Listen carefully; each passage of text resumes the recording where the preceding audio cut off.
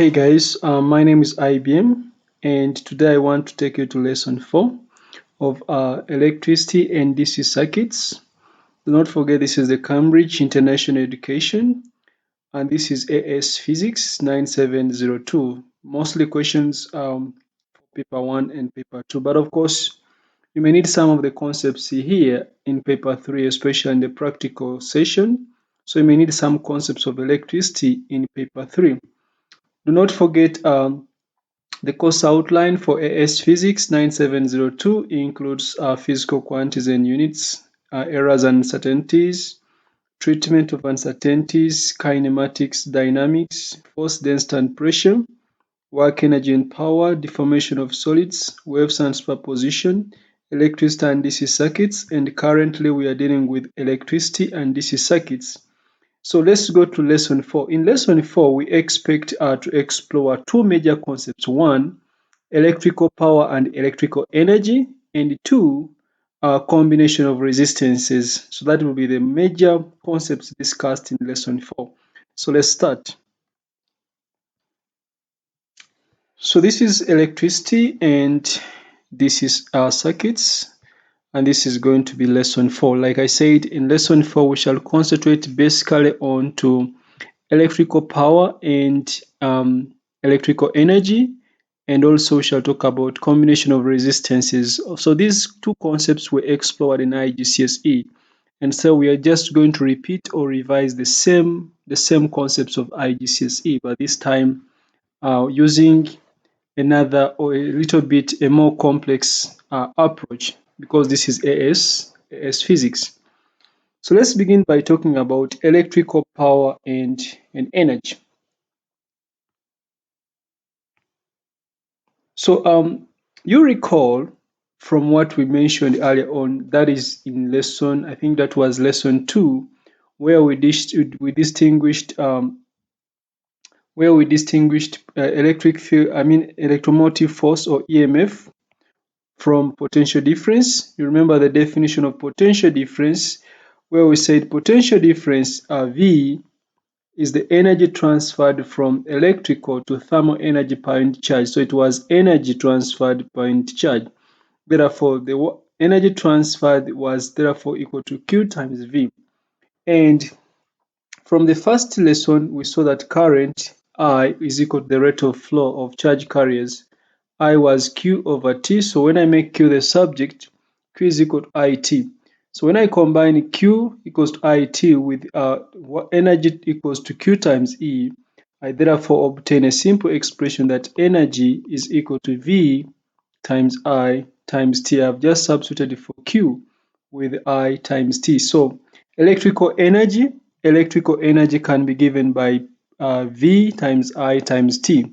Also remember, we have just talked about Ohm's law, where we saw that in Ohm's law the current was directly proportional to the PD as long as the temperature remained constant, and therefore we saw that the current I was directly proportional to the PD, and the constant here was the resistance, so we saw that the resistance was V over I. So from that expression, we notice that I is equal to V over R, and if we can substitute for I in this equation here, if we can substitute for I in that equation there, or we can substitute for V in that equation there, then we can get a more modified expression for the electrical energy. Therefore, electrical energy can be VI times T, as we have already seen, or it can be where there is V, I can put IR times IT, which gives us I squared R. So electrical energy can also be I squared R times T. That can be electrical energy. Hence,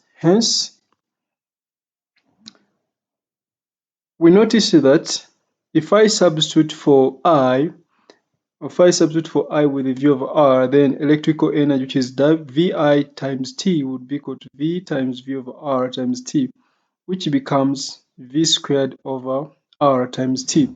So electrical energy can also be given as V squared over R times T. So this is small t.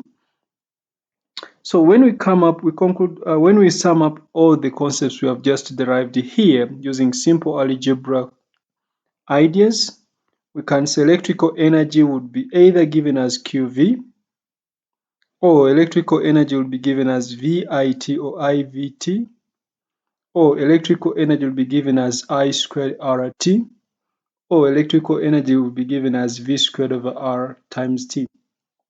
So you may not remember all these expressions, especially these ones involving I and T, but if you can recall the basic principles, especially the first part of this equation as electrical energy being equal to Q times V, and if you can recall that V is equal to I times R, and if you can also recall that Q equals to I times T, then you should be able to derive any of these expressions because what remains is just algebra.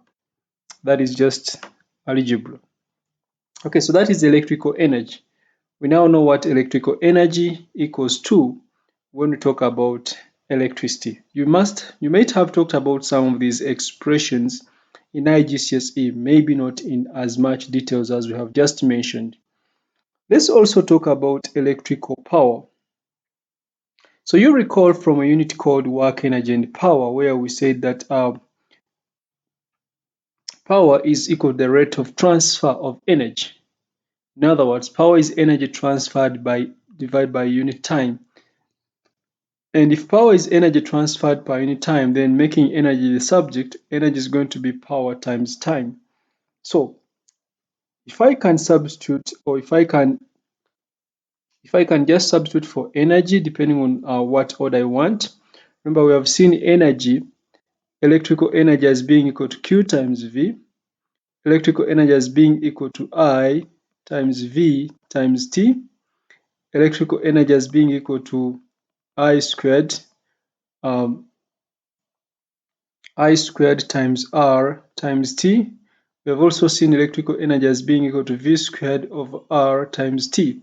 So I can modify the expression, the definition for power in terms of any of these quantities. So I can say power is equal to VIT or ITV divided by time, because power is energy over time. So power is going to be IV. Or I can use power equals to, using this third equation, I squared R times T over T, which gives us power as I squared R. Or I can use the last equation for electrical energy. So power will be electrical energy divided by time, which gives us V squared over R. So in summary, we shall be calculating electrical power from either power equals to I times V, or power equals to I squared times R, or power equals to V squared divided by R, or simply power equals to electrical energy divided by time. Any of these can be used to calculate power. So we shall be using any of those equations to calculate power. In any of the past paper, solved past paper questions, you will see me quoting any of these for power. Okay, so that is electrical power.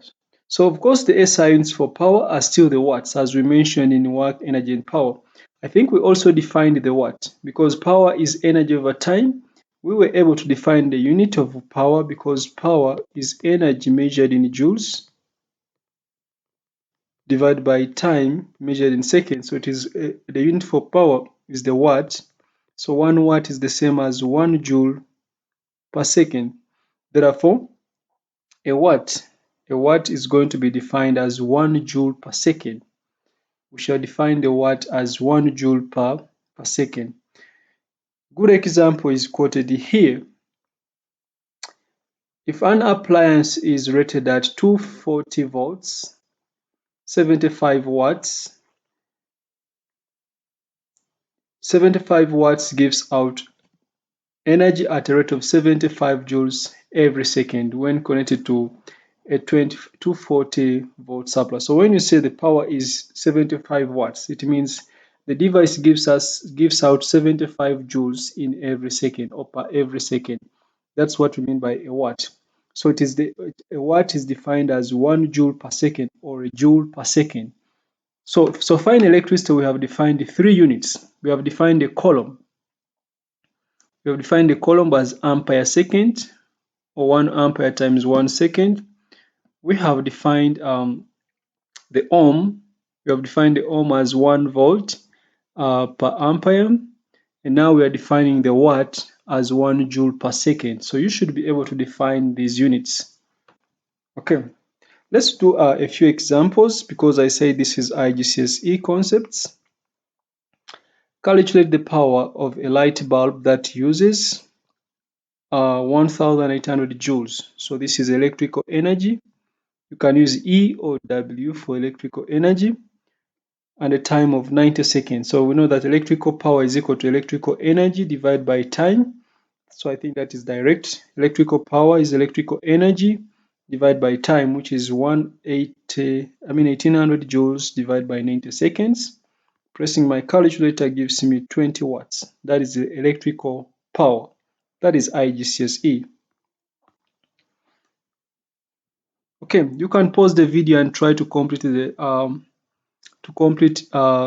table to put answers to 1, 2, where you see 3, 4, 5, 6, 7, and 8.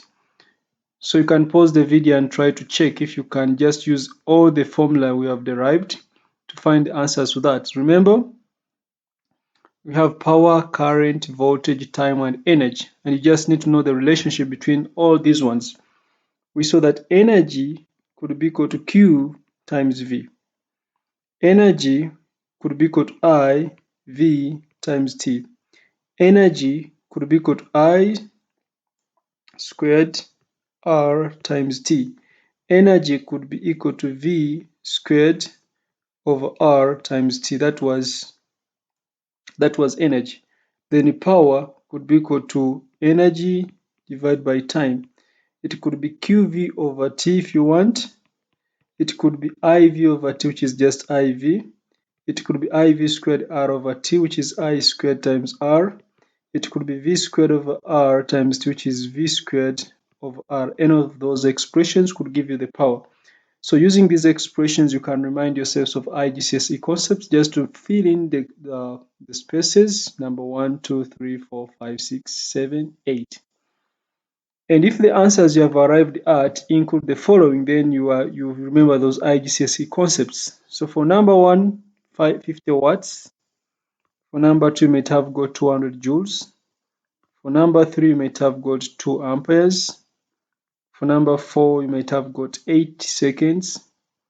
Number 5, I expect you to get 90 watts. Number 6, I expect to get 30 watts. Number 7, I expect you to get 80 watts. And number 8, I expect to get 360 kilojoules. You can try to verify those answers. In case you made any mistake, then you need to check on these expressions here for your calculations. Okay, let's also talk about efficiency. Even though we talked about efficiency under work, energy, and power, we can also talk about efficiency when it comes to electricity. Remember, we mentioned that efficiency was the ratio of, or was the measure of the useful energy output in comparison to the total energy input. In other words, was the ratio of the useful energy output over the total energy input, which was the ratio of the useful power output over total power input, which could also be equal to the ratio of the useful work output over the work input. So recall that efficiency is a measure of how well a device transforms energy into useful forms. For example, a light bulb converts electrical energy into useful light, and part of the energy is wasted as heat. Of course, we're not interested in heat. We might be interested into the light because we need it to give us light. So to obtain the efficiency of this bulb, of course, remember a device which converts energy from one form to another is called a transducer. So this filament lamp is like a transducer. Our aim is to provide light, but part of it is wasted as heat. So the efficiency is going to be equal to the energy which is used to produce the light divided by total energy we put in as electrical energy. So what is the efficiency of the bulb if it converts 50 joules of electrical energy into 45 joules of heat? So the input is 50 joules and then the 45 is wasted as heat. That means what becomes light must be just 5 joules. So the useful energy output is 5 joules, which becomes light because 45 joules becomes heat. And the input was 50 joules. So remember, the efficiency is the useful energy output over the energy input times 100. Therefore, in this case, our efficiency is going to be 5 over 50 times 100, which can be 10%. The reason that's why I multiplied by 100 is just to express it as a percentage. However, the efficiency can also be written as just 0.1. It can also just be written as 0.1 without necessarily expressing it as a percentage. So it can be 0.1. Okay, so that is the efficiency. I can give another example about efficiency. What is the efficiency of this system if the motor takes 5 seconds to lift the weight? So to lift the weight, it means the work done or the output energy is going to be lifting the weight, but the input energy is going to be the electrical energy of the motor. So the electrical energy input, the energy into the system, is going to be equal to IV times T, that is the total electrical energy input to the system or into the motor. So V is 6 volts, I is 2 amperes, and the time is 5 seconds. So we can get the energy input in this case to be about 600 joules. That is the energy input. Okay, but then what is useful is raising this mass through a vertical height of 1.5 meters. So the mass gains what we call gravitational potential energy. So the mass is gaining gravitational potential energy. And gravitational potential energy is equal to mg times the change in height h. So we have 1.4 times 9.81 times h, which is 1.5. So that is going to be the output work or the useful energy output. So the useful energy output is equal to the gravitational potential energy, which is going to be equal to 1.4 times g, which is 9.81 times 1.5, and I think this gives me 20.6 joules. So the efficiency, remember, will be energy output over energy input times 100. Because energy is related to power, in the same time, efficiency can also be power output over power input times 100. Because power and energy are related to time, to work done, efficiency, do not forget, will also be equal to work output over work input times 100 to express it as a percentage. So do not forget, any of these expressions could give you the efficiency. Okay. So for these cases, we have energy efficiency will be the useful output, energy output over the total energy input, then times 100. The output is 20.6, the input is 60. This is 10 times 6, that is 60.0 joules. So this is going to give us 20.6 times divided by 60 times 100. 20.6 divided by 60 times 100. So this gives me 34.3%. So this is going to be the efficiency of that motor, which is raising or lifting a mass through a vertical height of 1.5 meters.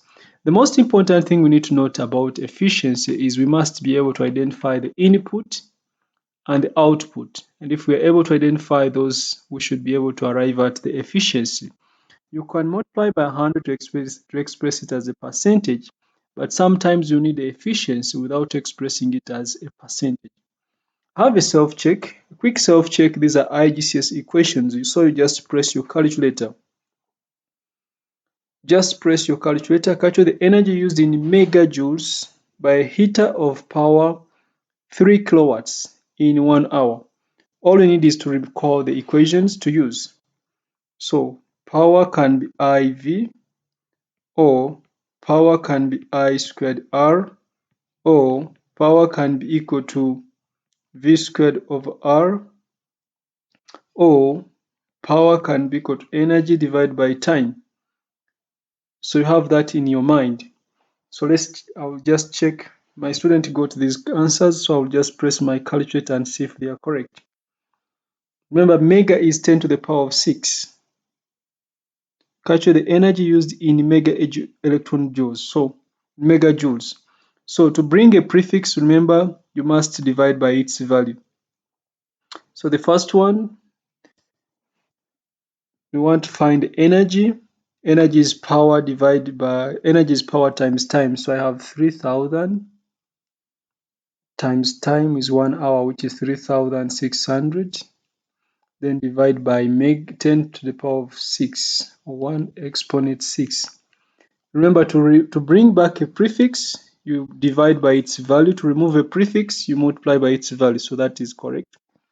What is the power of a bulb which uses 230 volts main supply and has a current of 0.44 amperes? That one is direct. Power is equal to I times V. What is the voltage across a microchip if it has a normal operating power of 0.5 watts? The current is 0.1. Power is equal to I times V. I think that is fine. Calculate the power of a 230 volts television that draws a current of 2.5 amperes. So power is IV. That is correct.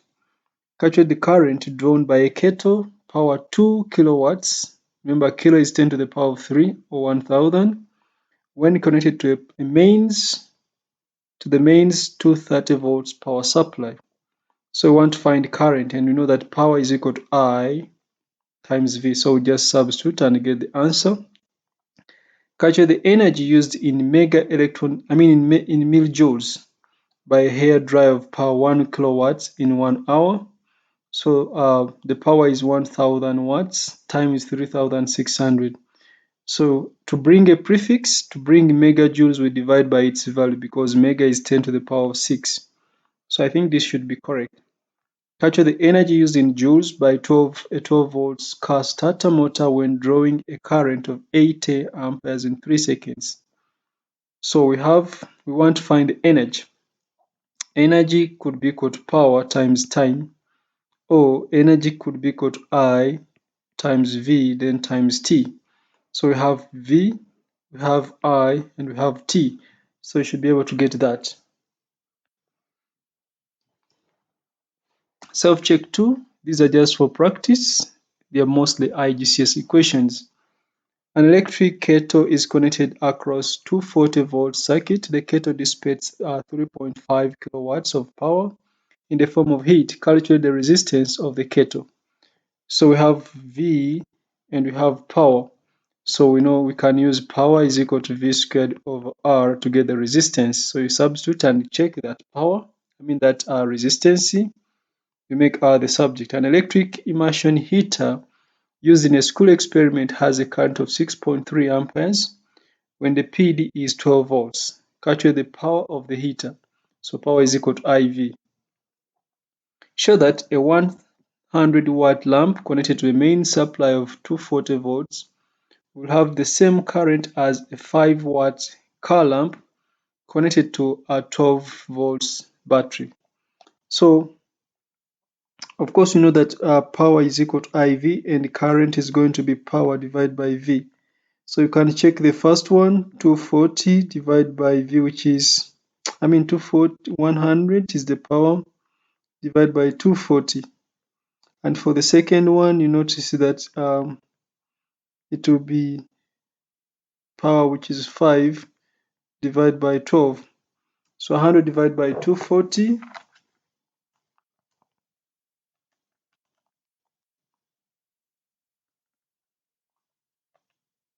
100 divided by 240 is the same as 12 divided by 5. So these are the same values. You can verify that. An electric kettle has a power of 2.2 kilowatts at 240 volts. Calculate the current. So power is equal to I times V. We have the power, we have the V. Then the resistance. Power is also equal to V squared over R. So you can use that. The current in an electric immersion heater used in a high school experiment is 6.3 amperes when a PD across it is 12 volts. Calculate the resistance of the heater. So they've given us current and they've given us PD. So you should be able to find the resistance. So that is simply V equals to I times R. That is Ohm's law. Because you have V and you have I, you should be able to find R. Calculate the rate at which energy is transformed by 230 volts mains supply, which provides a current of 8.0 amperes to an electric heater. So when we say rate at which energy is transformed, that is power. Rate at which energy is transformed, that is energy over time, that is power. So power is equal to the energy transferred by time, which is the rate, which is the same as I times V. So you can substitute and see what you get. 230 times 8. So this is approximately 1840 watts. You can also verify that.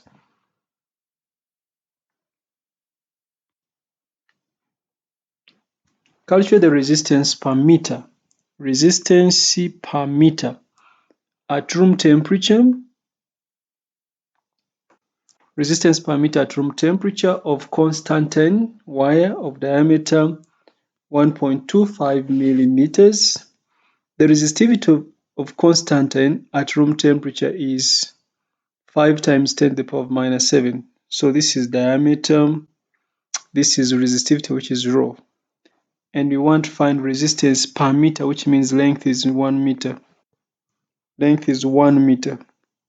So remember we saw that resistance is equal to rho L divided by area, but area is pi d squared over 4. Area is pi r squared, which is equal to pi d squared divided by 4. So it means the resistance,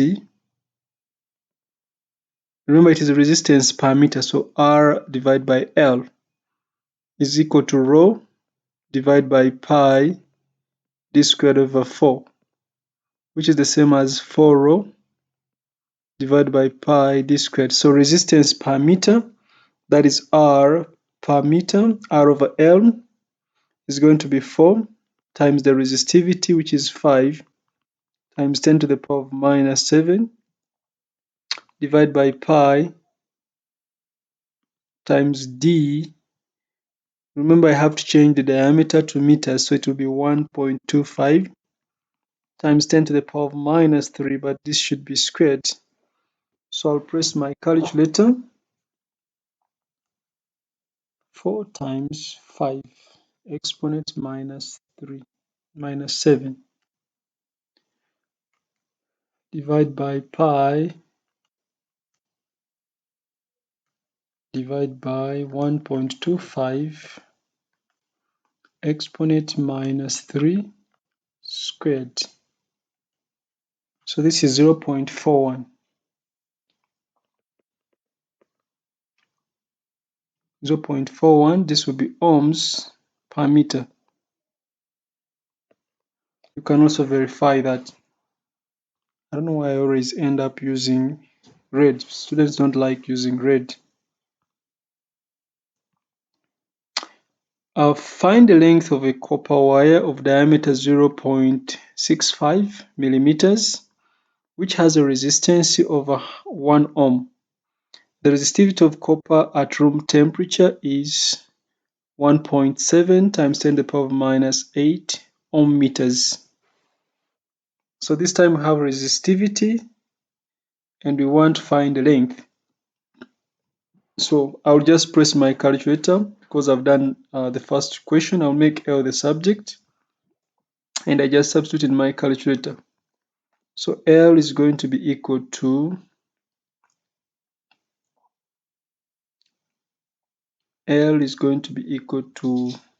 4.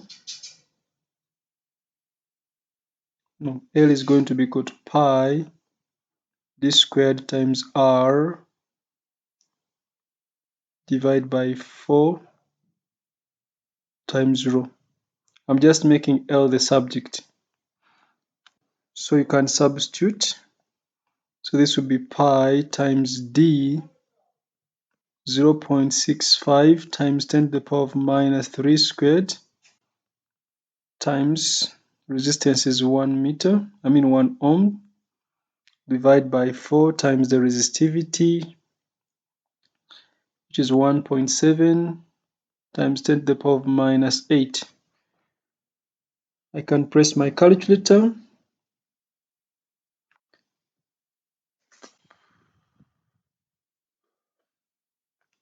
Pi times 0.65 exponent minus 3 squared divided by 4 times 1.7 exponent minus 8.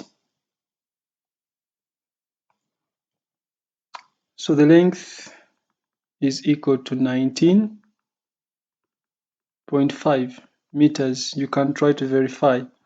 All you need is just to play around with the formula.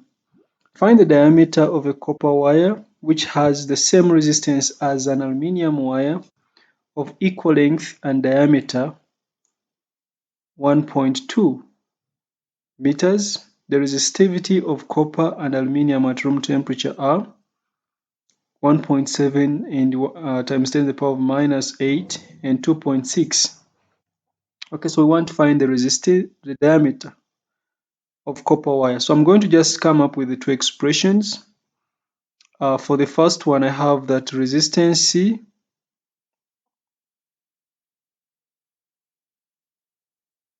find the diameter of copper wire which has the same resistance as an aluminium wire. So the resistance is the same. So I'm going to have two equations and equate them.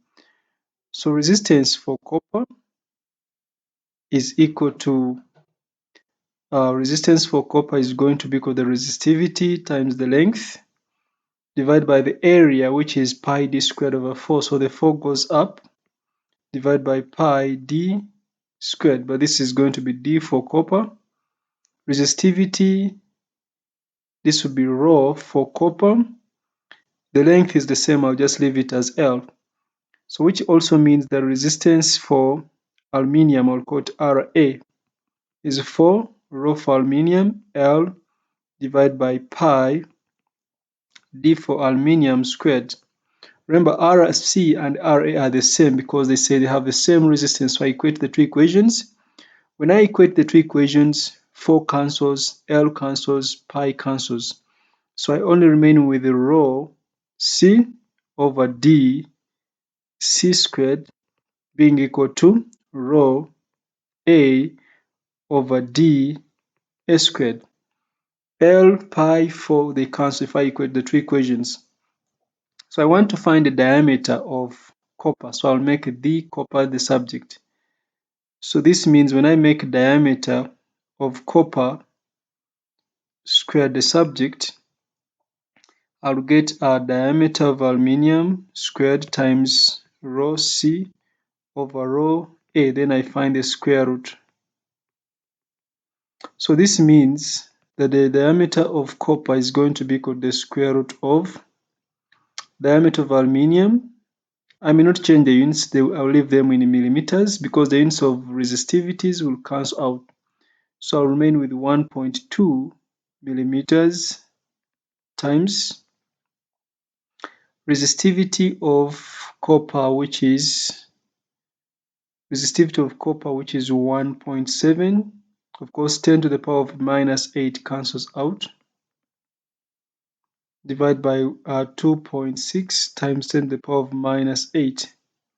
So minus 8 has cancelled, the units ohm meters have cancelled, so my answer will be in millimeters. By the way, this was squared, remember.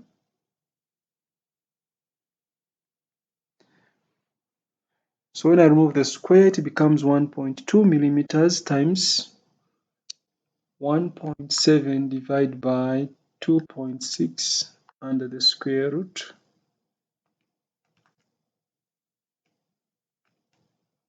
Then times 1.2. So I'm finding the diameter to be approximately 0.97 millimeters. You can also verify.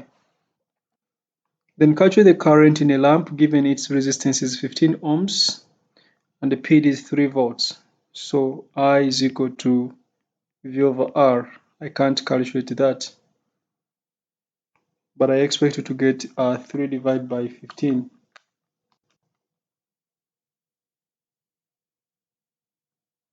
which is, I think, 0.2. A 100-watt lamp glows more brightly than a 60-watt lamp. Explain which of the lamps has the highest resistance. So if a 100-watt lamp glows more brighter than if a 100-watt lamp glows more brighter than a 60-watt lamp, it means the PD across a 100 lamp must be higher than the PD across a 60-watt lamp, because the higher the PD, the brighter the brighter will be the lamp. So if the same current flows through both 60 watts and 100 watts, we note that power is equal to V squared over R, which means V is going to be power times, no, I want to make R the subject. Explain which of the lamps has the highest resistance. Okay.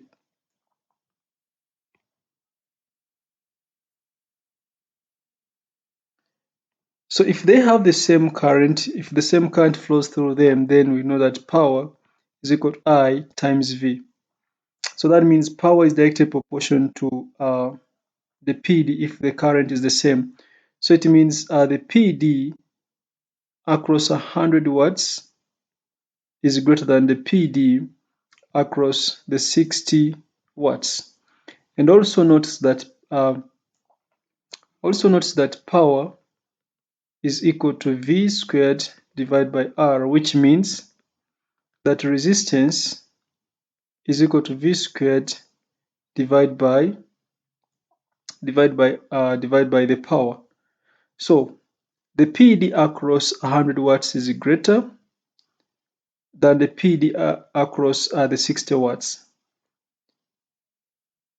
which means that the resistance, because power is directly proportional, if the resistance is directly proportional to the V squared, but remember the power here, it is 100. Alternatively, I could just think about V as being equal to IR. If the same current flows through and V for 100 watts is greater than V for 60 watts, then it means V is directly proportional to R. So it means the resistance of the 100-watt lamp is greater than the resistance of the 60-watt lamp. So V is directly proportional to R.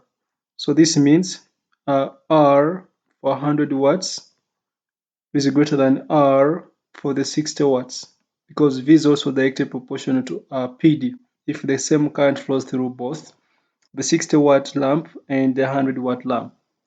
Okay, that is just a food for thought. A large power station supplies electrical energy to a grid at a voltage of 25 kilovolts.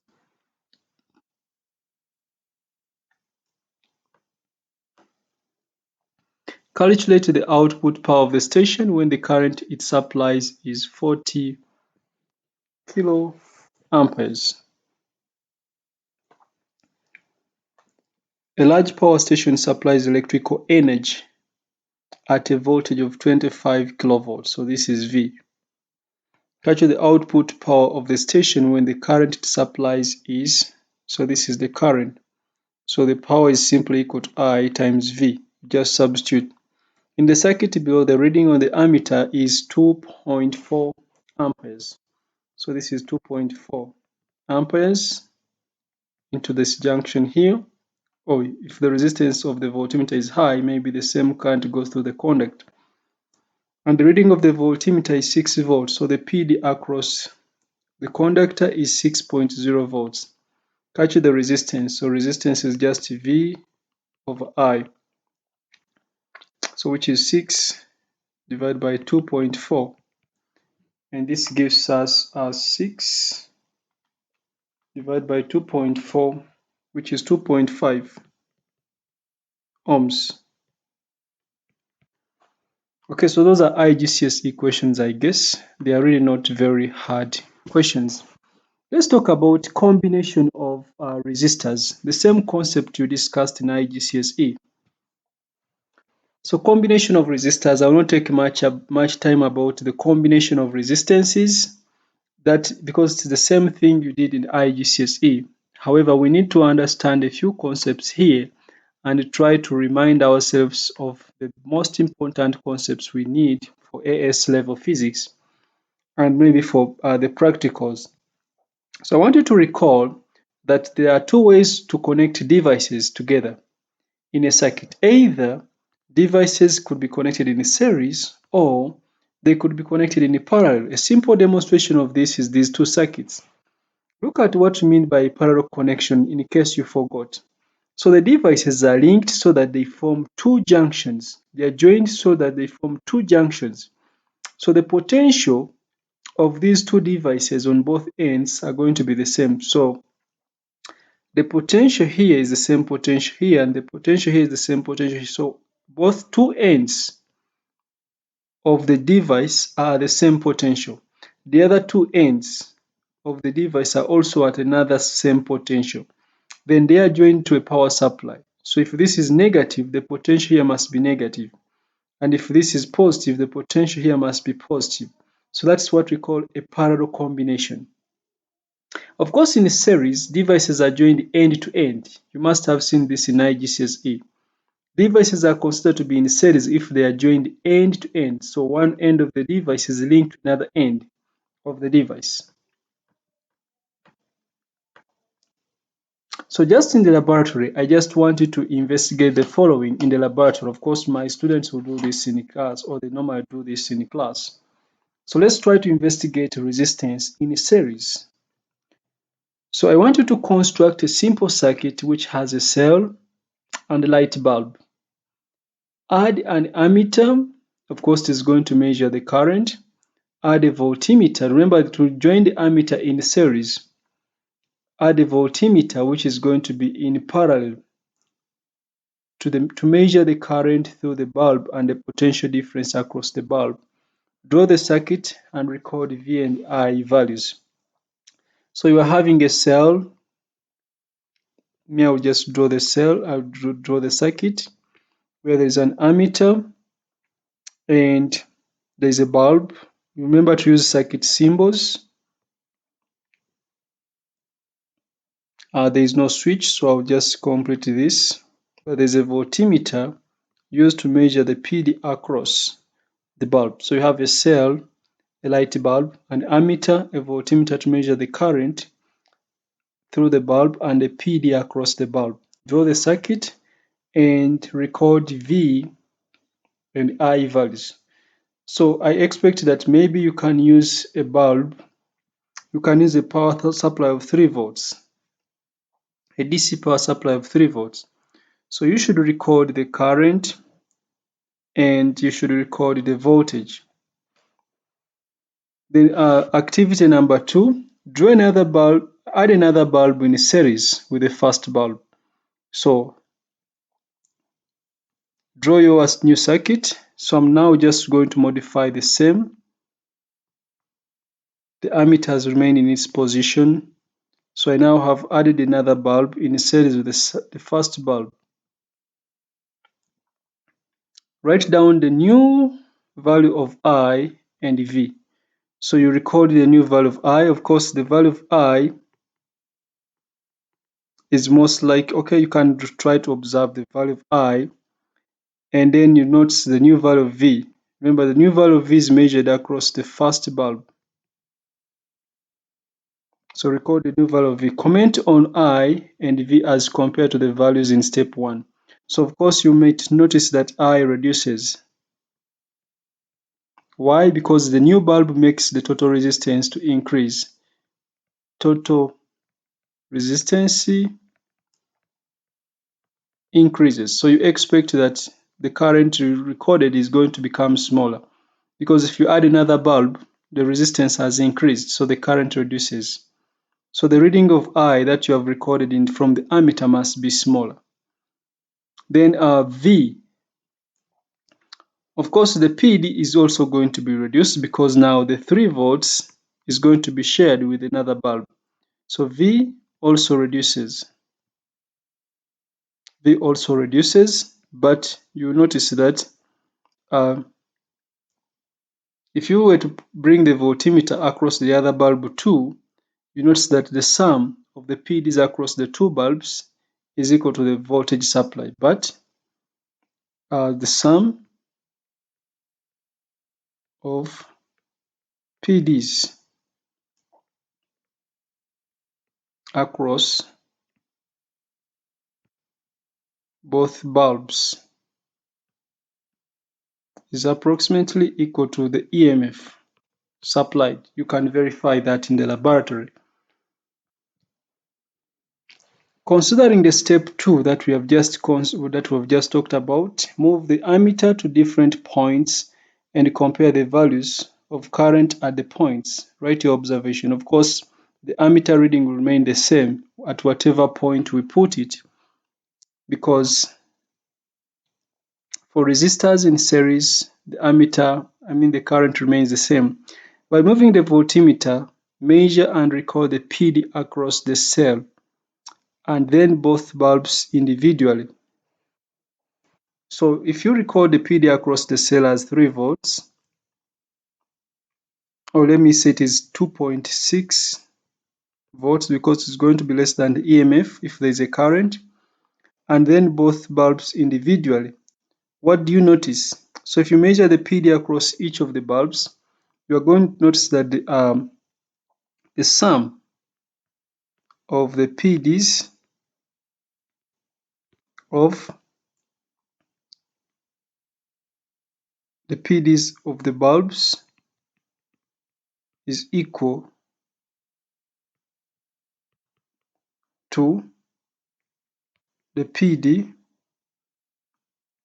across the cell. So that is what I expect you to observe. If you're very careful, the sum of the PD across the bulbs is going to be equal to the PD across the cell. So if I get the PD across the cell as 2.6, I may get the PD across each bulb as 1.3 volts, so that the sum is equal to 2.6. Remove the cell and replace it with a multimeter on the ohms setting. Using the multimeter, measure the resistance of both bulbs to record and then each bulb individually. So you can put a multimeter between both bulbs and then you record each bulb individually. So if for both bulbs you get, let's say, 10 ohms, if the bulbs are identical, for each bulb you may get 5 ohms. Reason or the comment you may make would be that the sum of the resistances of the bulbs is equal to the resistance across, or the resistance of both bulbs. When you sum up the resistance of each of the bulb, you'll get the resistance of both bulbs as you got before. You can try that in the laboratory. Okay, so if you're a teacher, this is important for your students to follow instructions in the laboratory with apparatus so that they can just take observations. So this is just for my students to take results or observations within the laboratory. Okay, let's now talk about resistors in series. So we have been talking about resistors in series, and we want to know what happens when we combine resistors in series. So connection in series means the resistors are wired one end after the other. We have seen current flows through each resistor without branching. That's why I said in the experiment in the class, students will be able to observe that at whatever point you put the ammeter, it will give the same reading. So the current is the same through each resistor in series. So this is very important. For resistors in series, the current is the same. However, the PD which is supplied, or the EMF, is divided among the resistors in the ratio of the resistances. So the PD is divided in the ratio of the resistance, which means that the PD across the combination is equal to the PD across each resistor. The PD across the combination is equal to the sum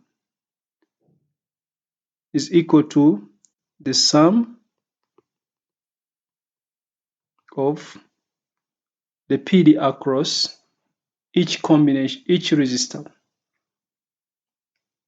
So if we have resistors joined in series as shown in this case, if the EMF of the power supply is V, so the EMF V is divided in the ratio of the resistances. So R1 takes one portion, R2 takes a portion, and R3 takes a portion.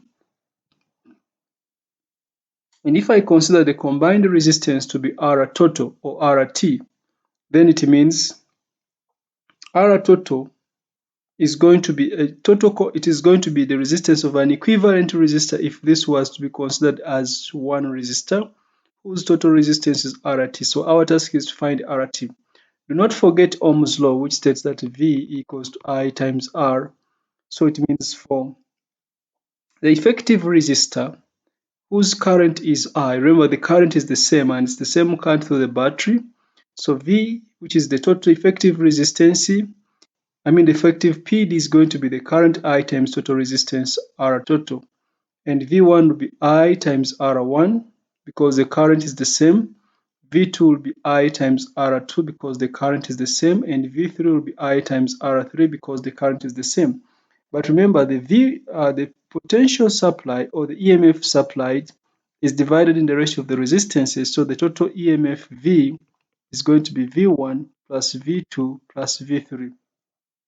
So when I sum up all these three equations, or when I combine these three, I have that IR total equals IR1 plus IR2 plus IR3. Since the current is the same, I divide it through by I. It means that R total is equal to R1 plus R2 plus R3. So in general, for resistors in series, total resistance is the sum of the individual resistances. For resistors in series, total resistance is the sum of the individual resistances. So if I have n resistors in series, then I'll just go on adding the resistance of these resistors. If these resistors are identical, and each having resistance R, if I have 1,000 resistors, I cannot go on adding until I reach 1,000. So if n is equal to 1,000, then total resistance is going to be number of resistors times the resistance of just one. So for resistors in series, total resistance can be n times the resistance of just one if they are perfectly identical. So that is our resistance in series. Let us also investigate resistance in parallel.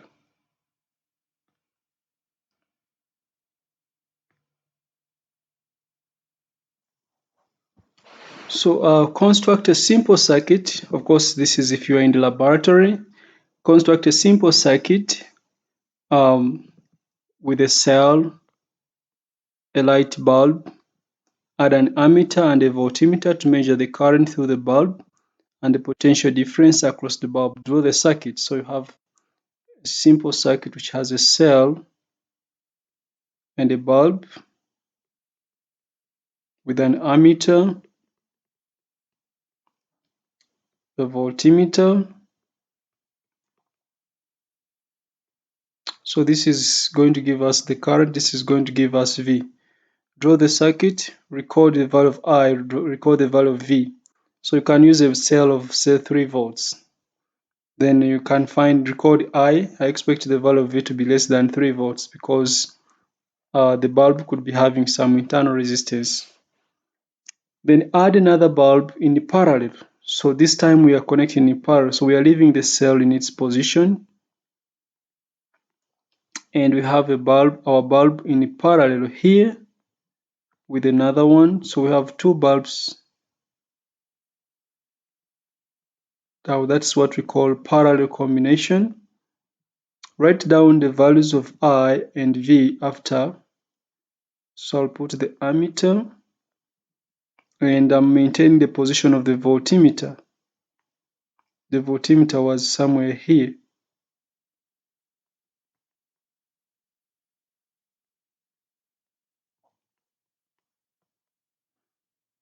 So if this was supplying 3 volts and it has negligible internal resistance, we expect that, or you are expected to observe, first of all, the current is going to increase. It is going to be greater than the current you got in the first step. So you expect the current to increase, but then the PD is going to remain the same, 3 volts, if there is no internal resistance. If there is no internal resistance, this should be 3 volts approximately, or close to 3 volts if you have used 3 volts. So it will still remain here 3 volts. However, the current is going to reduce. So they said comment on the current flowing. So the current has, the current has increased, not reduced. The current has increased. The PD has remained the same and is the same as the power supply. However, later on we are going to see that the resistance decreases. That's why the current increased, because from V equals to IR, if V has not changed, it has remained the same, and the current has increased, the resistance must have decreased. So you can try to observe that in the laboratory. Consider the setup in step 2. Move the ammeter to different points and compare the value of current through each bulb and the current from the battery. Write your observation. So you're going to notice that when you put the ammeter in series with each of the bulbs, the current will be less than the current from the battery or from the initial position in step 2. However, if the bulbs are identical and internal resistance of the bulb is negligible, the sum of the current through both of the bulbs is equal to the current through the battery. So I expect you to observe that the sum of the current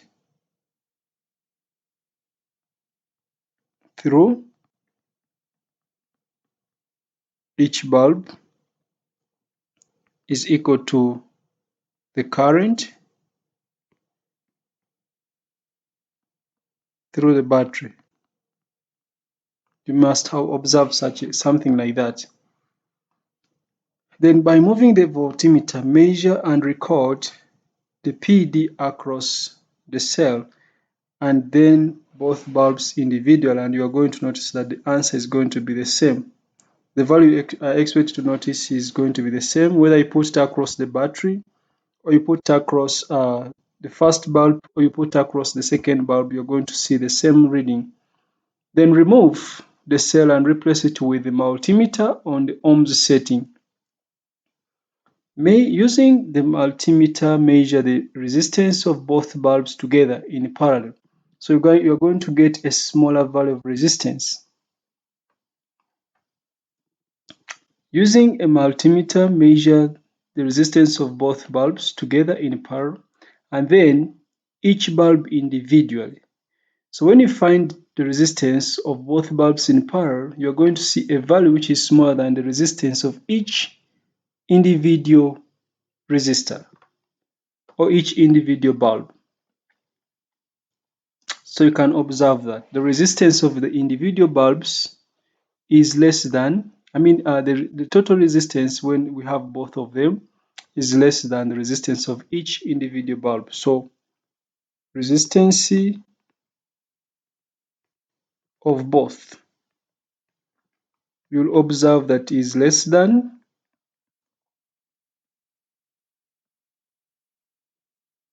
the resistance of either bulbs. What is the effect? It's like when we have resistors in parallel, total resistance is going to be less than the resistance of each of the resistors that we have.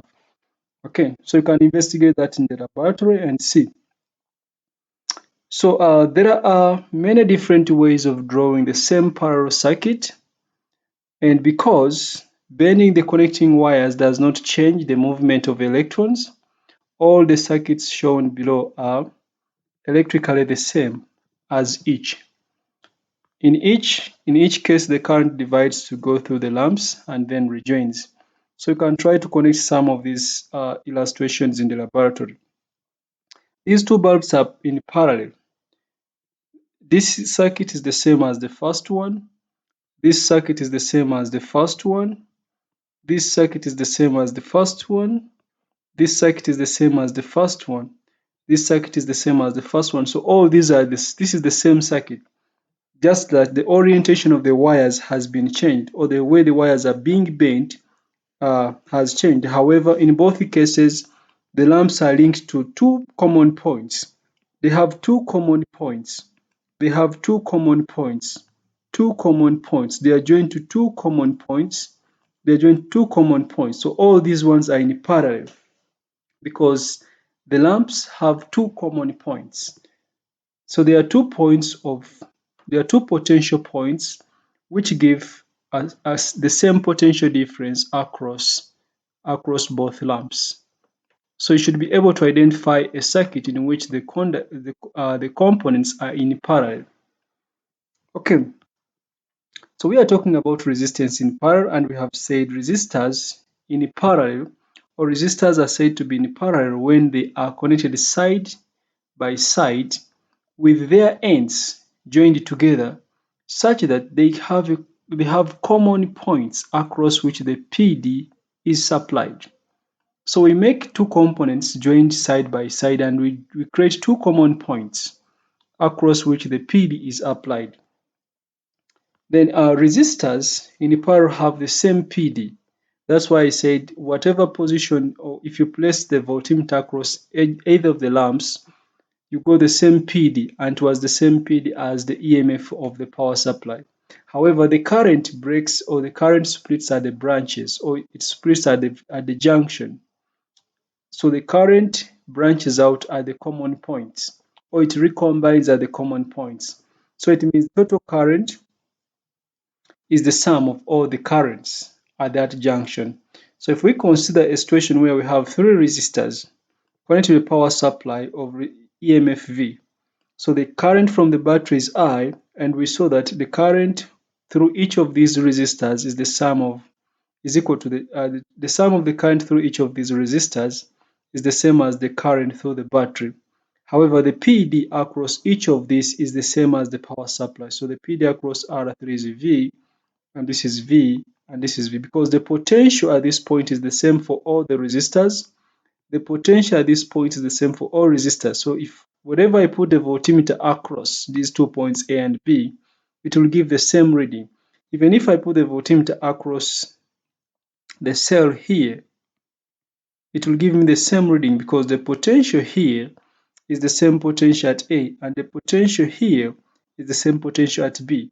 So for resistors in parallel, the PD across them is the same, but the current splits or recombines at the junction to give us the total current. So the PD across each resistor is the same as V. However, the total current is the sum of the currents through each of the junctions. And using Ohm's law, V equals to I times R, I is equal to V over R. So we could come up with three equations. I1 is V over R1, I2 is V over R2, I3 is V over R3. So when I substitute this into the first equation, V over R, this is V over R total, is equal to V over R1 plus V over R2 plus V over R3. So which gives us a total resistance, or a simple expression as 1 over R total equals to 1 over R1 plus 1 over R2 plus 1 over R3. So it's like if resistors are joined in parallel, the effective resistance is going to be the reciprocal, the sum of the reciprocal of the resistances, or the effective resistance is got from or obtained from the reciprocals of the resistances. And this same concept, you saw it in GCSE.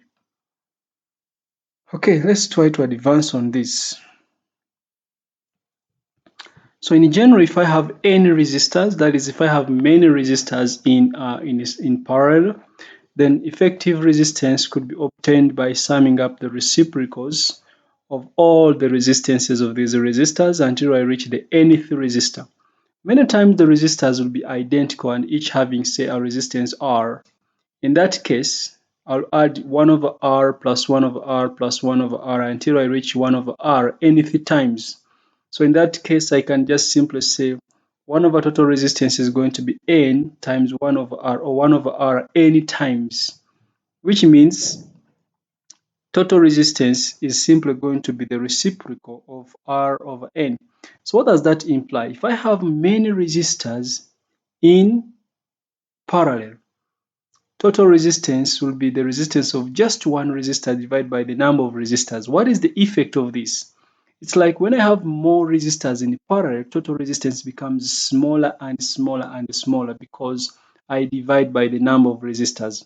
If I have only two resistors in parallel, then even if they are not the same, I can just get the effective resistance from the product over the sum.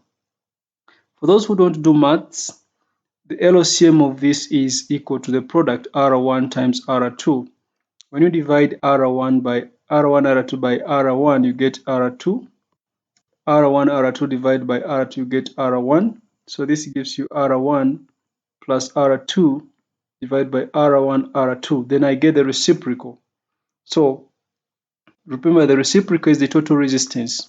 So if I have only two resistors in parallel, even if they are not the same, I can get the total resistance from the product over the sum. If the resistors are identical, if they are only identical, each having a resistance R, then it means I will just divide R by 2. So the same principle would apply to cells with internal resistance arranged in parallel, as we shall see later on. So for resistors in parallel, we get the total resistance from the reciprocals. Food for thought, or questions to think about. Discuss the advantages of connecting lamps in parallel in a lighting circuit. Of course, remember, in parallel, we have said that total resistance becomes smaller, but the PD is the same. So the most important advantage is that PD is the same, so they are brighter. So the lamps will be brighter. That is the major advantage. However, there's another advantage of having them in parallel. If one stops working, the other one can continue working. So if one stops working, the other continues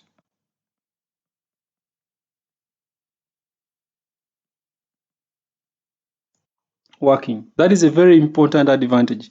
They are more brighter because the PD is the same as the power supply, or the PD is higher if they're in parallel. If one stops working, the other can continue working. Write down the advantage and disadvantage of connecting lamps in series. Of course, in series, the current is more, not more. Of course, here where the resistance was lower, the current was higher in parallel. Here, the current is smaller, but that's not an advantage.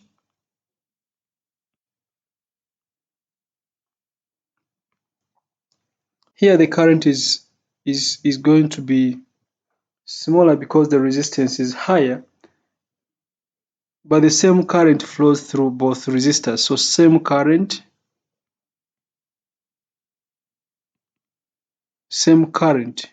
through the lamps. That could be an advantage if you want to have the same current through the lamps. However, this is a disadvantage if one stops working. If one stops working, the other cannot work.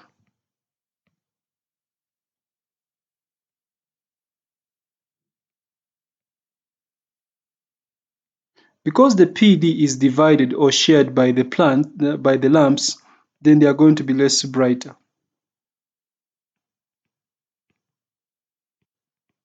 They will be less bright, or they will be dimmer.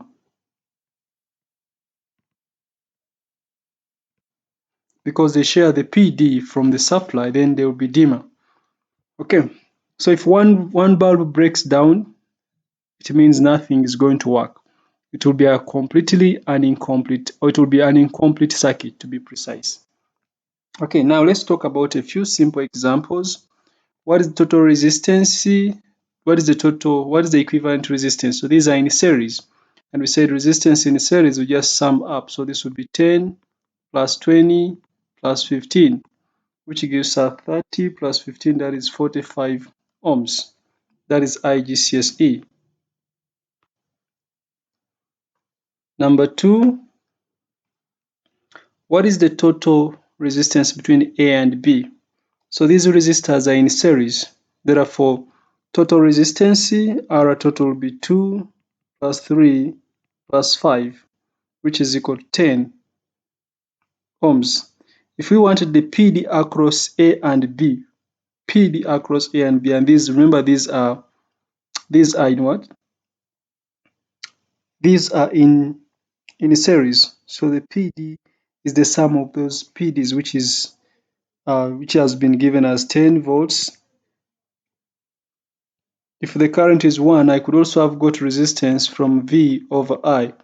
If the current had been given as 1 and the PD as 10, I would still say 10 divided by 1, which would still be equal to 10 ohms as the resistance. But remember, for resistances in series, we just sum them up. What is total resistance? These are linked end to end, so these are in series. So total resistance is going to be 10 plus 5 plus 12, which will be 17 plus 10, which is 27 ohms. A lot of you will not be able to see that these are in series. You will immediately think they are in parallel, yet they don't have two common points at any position. So these are in series. So just sum them up to find total resistance. What is total resistance? So here they are in series. So total resistance is going to be R1 plus R2 plus R3. Then in B they have given us 10 ohms, 20 ohms, and 20 ohms. So we want total resistance, they're in series. So total resistance is going to be 10 plus 20 plus 20, which gives us 50 ohms. That is total resistance.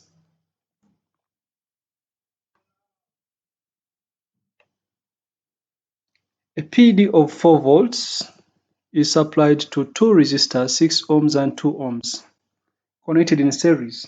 Calculate the combined resistance. So these ones are in series. So the total resistance is going to be equal to the sum, which would be 6 plus 2, that is 8 ohms. Then the current flowing, they have given us the PD as 4 volts. So from Ohm's law, current is equal to V over total resistance. So this is going to be 4 divided by total resistance, which is 8, and this is 0.2 amperes. So the current I is equal to the PD across both resistors divided by total resistance. Then the PD across 6 ohms. So since the current is the same, then I can find the PD across 6 ohms as being equal to the current times the resistance of 6 ohms. So the current is 0.2, resistance is 6, which gives me 1.2 volts. So the PD across 6 ohms is 1.2 volts. Oh, by the way, this is 0.5, not 0.2. 4 divided by 8 is 0.5. So this becomes 3. I was wondering why it was too small.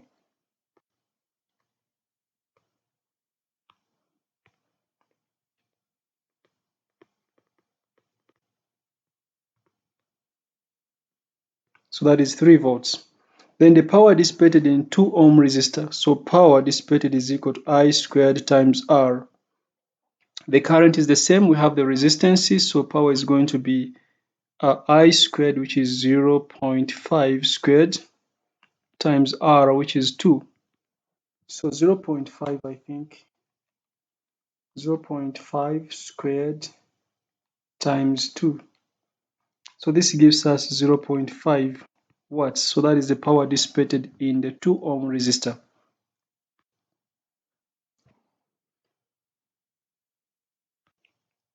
Calculate the combined resistance of each in each case. So these ones are in series. Resistance is 10 plus 20, which is 30 ohms. These ones are also in series, but this is 1000 ohms. So 1000 plus 500, that is 1500 ohms, or it is 1.5 kilo ohms.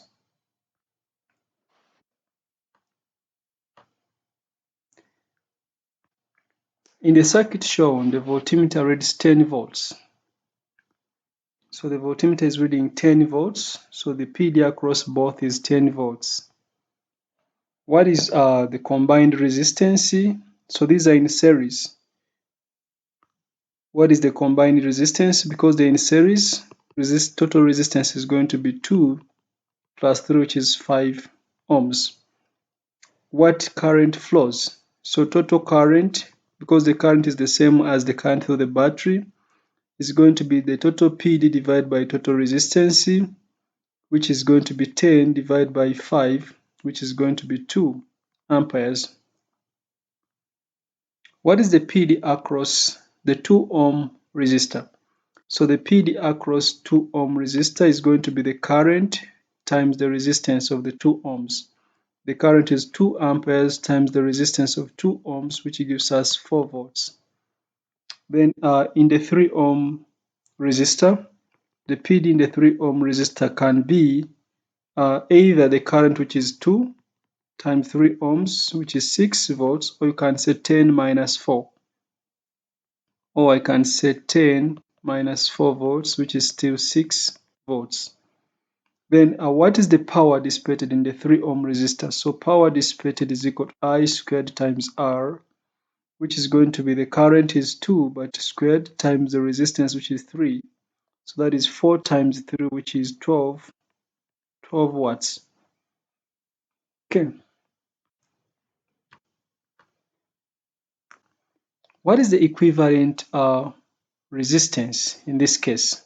Now these ones are in parallel. Remember we said for resistors in parallel, total resistance is got from the reciprocals. So it is the same as 1 of R total is equal to 1 over R1 plus 1 over R2 plus 1 over R3. The problem here is that later on people forget to get the reciprocal to find R total or to make R total the subject. So from that we shall have that 1 over R total is 1 over 10 plus 1 over 20 plus 1 over 15. And when we get the LCM is the LCM of 10, 20, and 15, I think it is 60. It can also be 30. No, it can't be 30 because of the 20. It is 60. Or you can multiply the numbers in the denominator. You can just get 10 times 20 times 30 times 15. And you make that as your multiple at the bottom. But the LCM is 60. Or you can put these values in a calculator. Then at the end of it all, you must get the reciprocal. You must get the reciprocal to become 60 over 13, which gives us 4.62 ohms. That will be the effective resistance. You must be able to get the reciprocal of this because you're looking for the total resistance. And that's where most of us make mistakes from. Example 9. A PD of 6 volts is applied to two resistors, 3 ohms and 6 ohms, connected in parallel.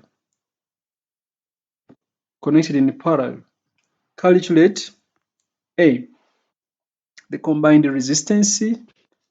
So these are in parallel. So since they're in parallel, I will say 1 over total resistance is equal to 1 over 3 plus 1 over 6. Remember I said if there are only two, I can get total resistance from the product 3 times 6 over the sum, which is 3 plus 6, which will be 18 divided by 9, which gives us 2 ohms. So combined resistance is 2 ohms. The current flowing in the main circuit, that is total current. So total current is going to be equal to total PD divided by total resistance.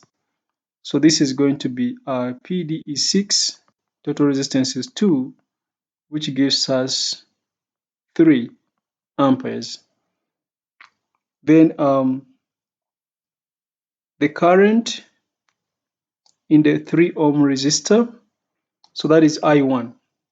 The current in the 3 ohm resistor, remember the PD is the same as 6, so the current in the 3 ohm resistor is going to be V divided by R. V is 6 and R is 3. So the current in the 3 ohm resistor is going to be 2 amperes, which means the current in the 6 ohm resistor is going to be 1 ampere. So from the formula, we have arrived at the combined resistance as 2 ohms. And also from the formula, we have arrived at the current in the main circuit as 3 amperes. And we have also found the current in the 3 ohm resistor as being 2 amperes. You should be able to do this because I think these are basic concepts of GCSE.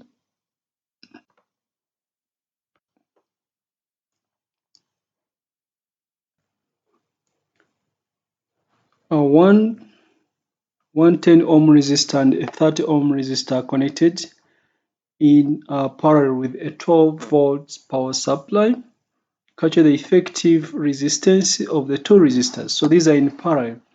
And like I said, you should be able to manipulate resistors in parallel. And I said if there are only two, you could find the effective resistance from the product over the sum R1, R2 over R1 plus R2. The product is 10 by 30 divided by 10 plus 30, which is 300 divided by 40, which I think it is 30 divided by 4, which is 7.5 ohms. So if they're in parallel, you can get the product over the sum if there are only two, or you can just get you get it from the reciprocals. But remember again to find the reciprocal later on. So here, if 1 over R is 4 over 30, then R is going to be 30 divided by 4. You must get the reciprocal. In the circuit shown, what is the combined resistance? So these are in parallel and there are only two. So if there are two and only in parallel, so I'll simply say R total is the product, which is 3 times 6 over the sum, which is 3 plus 6. So that is 18 divided by 9, which is 2 ohms. What is the PD across the combined resistance? They have given us the current to be 6. So the current, remember, is equal to the PD divided by the resistance. So the PD is going to be the current times total resistance, which is going to be equal to 6 times 2. And this gives us 12 volts. So the PD across each of these is 12 volts. Then what is the PD across the 3 ohm resistor? So this was PD across the combined resistance, it is 12 volts. PD across 3 ohm resistor, it is still going to be 12 volts because they're in parallel. Then what is the current in 3 ohm resistor? So current in 3 ohm resistance is going to be V divided by R. V is 12 divided by R, which is 3. And this gives us 4 amperes. And the current in the 6 ohm resistor, the current in the 6 ohm resistor is going to be equal to V divided by R. V is 12 and R is 6, which gives us 2 amperes. Or I would just say 6 minus 4, which is equal to 2 amperes. So you should be able to do such simple questions. What is the total resistance in each case? Okay. So these two are in parallel. So total resistance is going to be the product divided by the sum. So this gives us 1 ohm. These two are in parallel, 4 ohms and 4 ohms are in parallel. Many times if the resistors are identical, the effective resistance is just half of one of the resistors. So here I can predict that the effective resistance of 4 ohms in parallel with the 4 ohms is going to be 2 ohms. However, you can find this one alone is going to be 4 times 4 over 4 plus 4, which is 16 divided by 8, which is 2 ohms. So you now have 2 ohms in a series with 3 ohms. So total resistance is going to be 2 ohms plus 3 ohms, which is equal to 5 ohms. So 1, 2, 3 resistors are in parallel. Then the resultant of all these three is in series with 9 ohms. So I'll start by finding resistance in parallel. So I'll say 1 over resistance in parallel is equal to 1 over, because there are 3, I can't say product over the sum. So I'll say 1 over 5 plus 1 over 12 plus 1 over 20. The LCM I think it is 60. The LCM is 60. So this is equal to LCM is 60. So 60 by 5 is 12 plus 60 by 12 is 5. 60 by 20 is 3.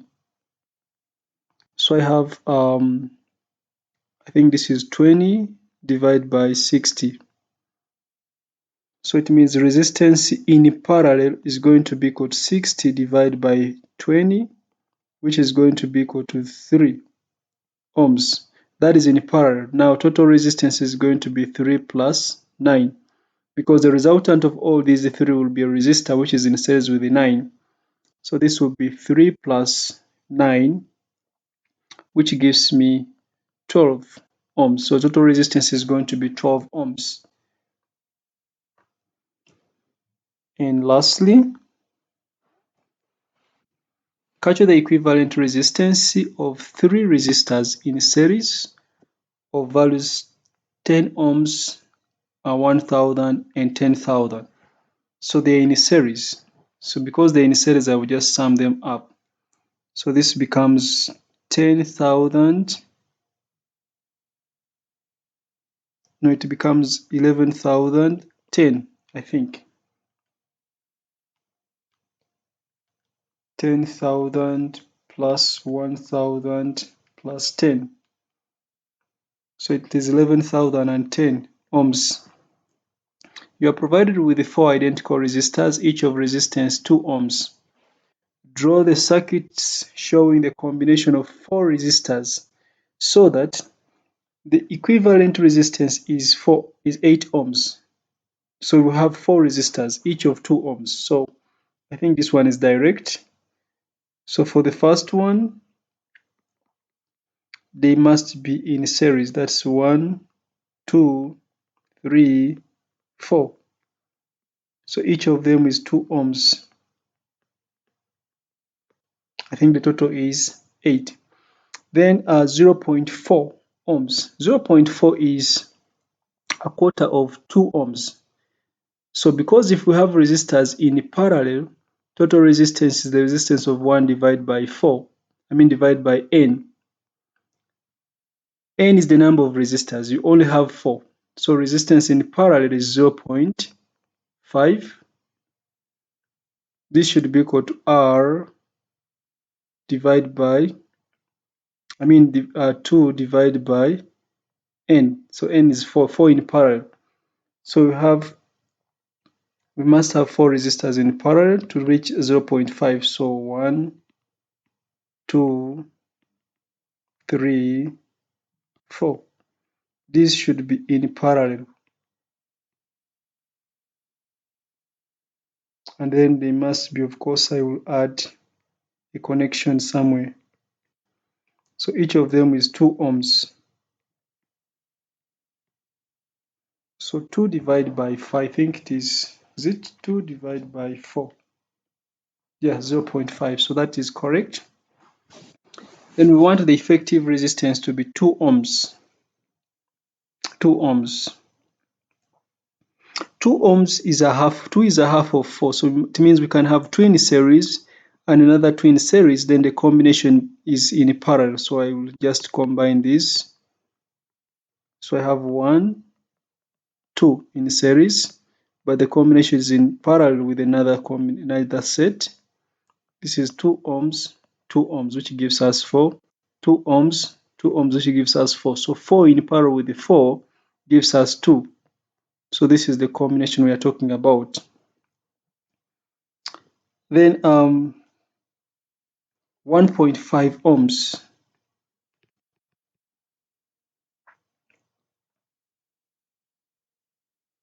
1.5 ohms is 1 plus 0.5, or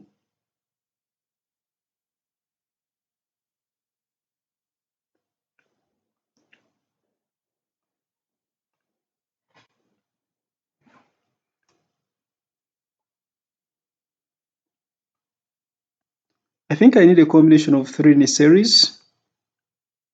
So that is 1, 2, 3 in a series, but in parallel with another one. So let me check 2 ohms, 2 ohms, 2 ohms, 2 ohms. The 2 ohms which are in series give me 6, and have 6 times 2 over 6 plus 2. I think that gives us 12 divided by 8, which is 1.5.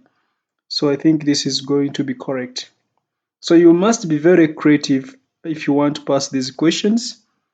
For every combination you draw, you must check and see if the total combination is giving you what is exactly required. Then we want a total combination of 5 ohms.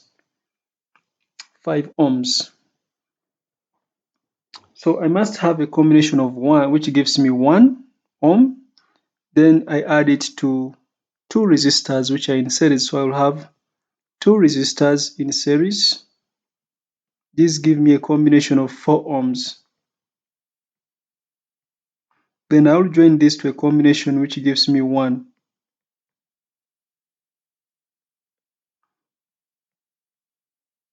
Because I know when I have 2 ohms in parallel, their combination is 1. That 1 should be added on to 2 plus 2, which gives me 5. So this is going to be the last combination. This is actually always the hardest equation, being able to come up with a circuit diagram to give a given fixed resistance, or to give a given combination of resistances, or a given combination of resistors. So creativity is very important, and you should be very creative with summation in series and summation in parallel. I think that is the end for lesson 2. See you in lesson 3, and we are almost advancing and reaching the gist of this unit. Until next time, bye bye.